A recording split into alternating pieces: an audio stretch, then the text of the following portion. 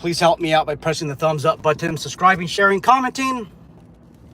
The time now is 6:12 in the morning Pacific time. As you can see, I'm on the road, probably on some post or something. There's no reason to look at the camera. Just, once again, look at the audio. Maintain your situational awareness as much as you can. In today's video, I want to talk about putting yourself through the academy, sponsoring yourself through the academy. Fortunately or unfortunately, I'm located in California. My understanding of law enforcement does revolve around California. However, I find that other states have a similar model as California. If you're chiming in from another state, we definitely like to hear from you guys.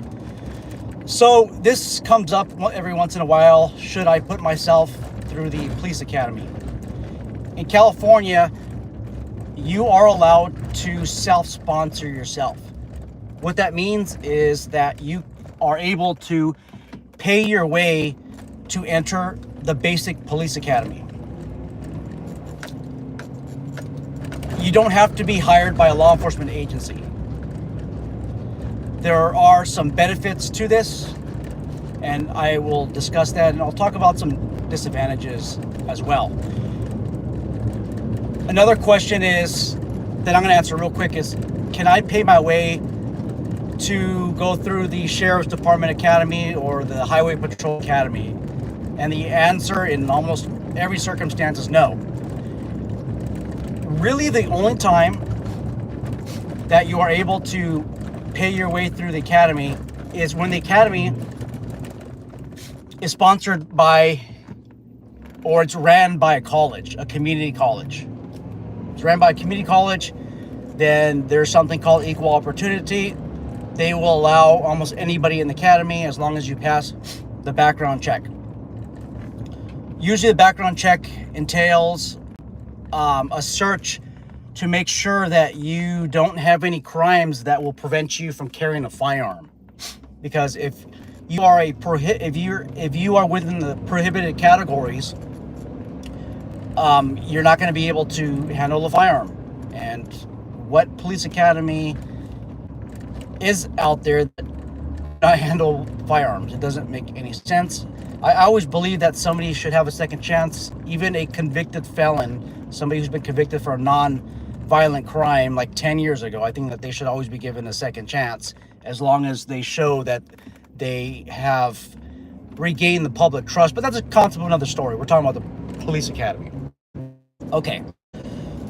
How much does it cost? That's going to vary. It is definitely going to vary. I think that if you are able to save up $6,000, and that $6,000, I think that's a comfortable number. I mean, obviously, the more you save up, the better. But I think $6,000 is a safe spot. And what does that include? Well, that would include tuition. It would include your duty belt, your body armor. Your duty belt and your body armor, all things that you need to attend the academy, that in itself is like $2,500. Easy, $2,500.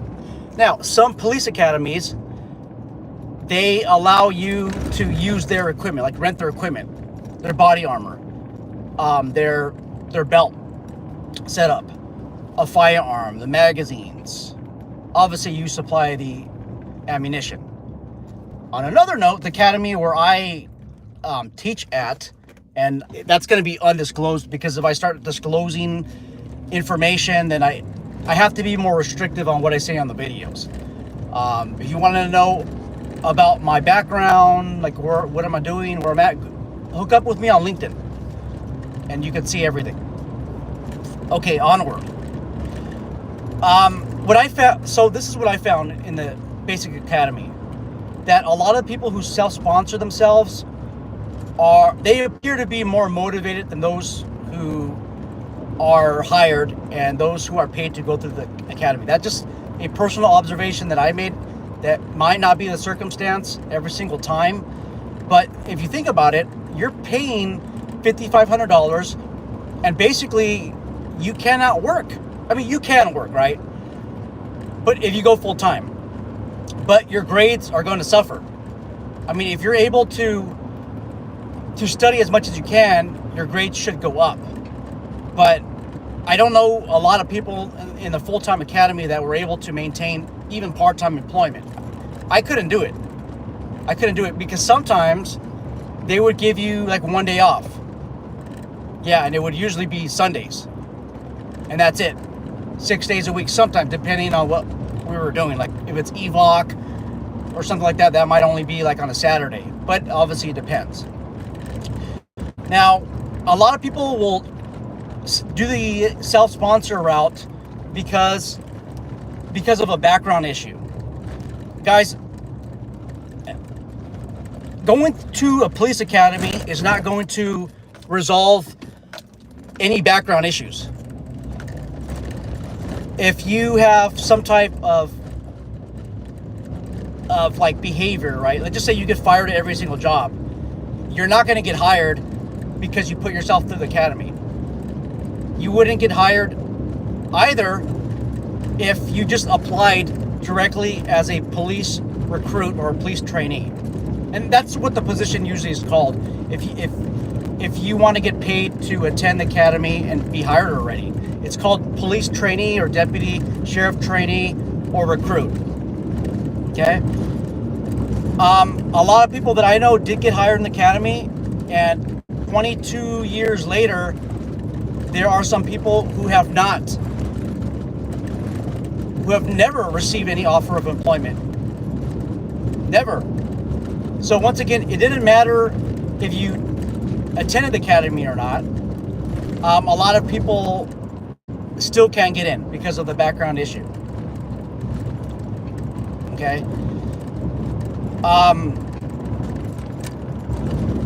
It's obviously up to you guys.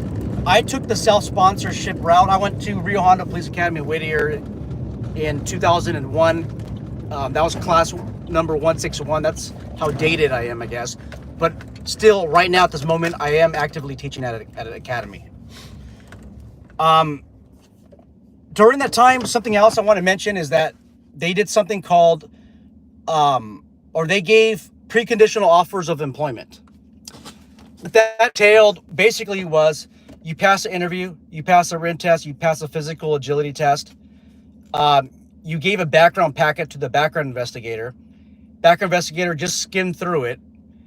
And if they determine, hey, you know what, this person is most likely going to pass backgrounds, they're going to give you conditional offer of employment. What they're going to do is, what I've seen is they give you your badge, they give you shoulder patches, they give you a salary every single month, they give you all your equipment, so you don't have to use academy equipment if that's what you've been using, or your own equipment. And then you begin getting, you're an employee, right? You're a temporary employee at that point in time. Now, if they find something in your background that you didn't disclose, or that they feel doesn't qualify you to continue in the process, you are going to be terminated. That's worse. That's a lot worse. But I've seen in the academy where recruiters are not literally fighting against each other, but they know that there's a candidate. They're all eyeballing the same candidate, and the only way to hook that candidate is to offer them a conditional offer of employment. I've seen that a lot. Now, 2 guys that I know in the academy were given a conditional offer of employment because of some background issue. That offer was retracted. So what ended up happening is they're like, hey, thank you for working for us. Thank you for washing our cars. The weekends they might have you like wash cars or do something at the police station. But we need all our equipment back, and you're terminated. Now those guys had a more difficult time getting hired. I just wouldn't want to go that route. Okay. I would probably go the longer route, which involved the entire background process. Let me just go through the comments real quick.